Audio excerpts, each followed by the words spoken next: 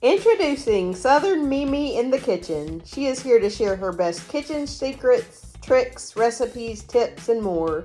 Enjoy! Hey everybody, it's Southern Mimi in the kitchen. We're going to be making homemade pickles. I'm going to show you the canning techniques. This recipe tonight calls for 9 pounds of cucumbers. They came fresh from the garden. My son-in-law is a great gardener, I told you. They have been washed and they are ready to use. You got to sterilize your jars. You sterilize them, first you rinse them out with soap, and then you're going to boil them for 10 minutes in a pot. The lids to the jars, you put them in a separate pot and they're to simmer the entire time until you're ready to use them. These are the jars I'm going to use tonight. They're 6 foot, they're pint-sized jars. I'm going to show you a few of the tools that I'll be using tonight through this process. One of the tools that I don't really use, but you can use it if you got a big stock pot, is to put your jars in, to put them down in the water so that when they get ready to use, then you can just pull this out. The next thing I use this one a lot. This is to pull the jars out of the hot water so you don't burn your hands. Then you have a magnet so you can pick up the lids to put on because they're all sterilized and you don't want to touch them.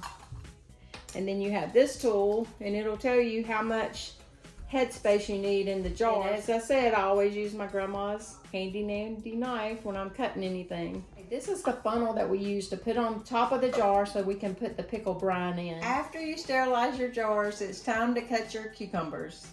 You cut your cucumbers and you're going to fill your jars up until a 1/2 inch of headspace. And this is what it's going to look like. Now I'm going to make the brine using 7 cups of sugar. Wow, that's a lot of sugar. 6 1/3 cup white distilled vinegar, 5% acidity, and the pickle mix of your choice. Now we're going to pour the sugar, the vinegar, and the pickle mix into a pot, boiling until sugar is dissolved. The jars are filled with the brine, leaving a 1/2 inch headspace at the top. Okay, now it's time for me to start putting the lids on top of the jars. But one of the tips I have is to make sure you use a wet paper towel and go around the lip of the jar, as it makes it seal better. And now you take your lids off of the stove and it's time to put them on. We're almost done. So we're gonna get the magnet and we're gonna put the lid on top of the jar because it's hot. And then you're gonna put this around, but when you put it on, you don't want to put it too tight. You want to put it where it's not too tight, just about like that.